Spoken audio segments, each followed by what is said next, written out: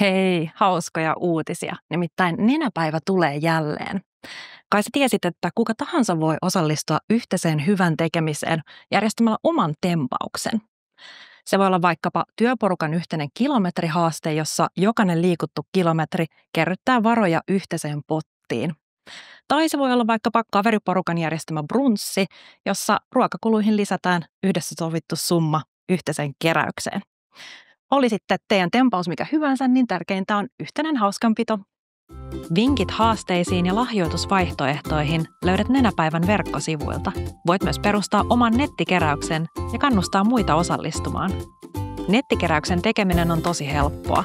Menet vain osoitteeseen nenäpaiva.fi/keräykset, lisäät keräyksen nimen, oman nimesi, keräystavoitteen, kuvan ja sähköpostisi. Sitten kun kaikki halutut tiedot on täytetty, klikkaat vain perusta keräys.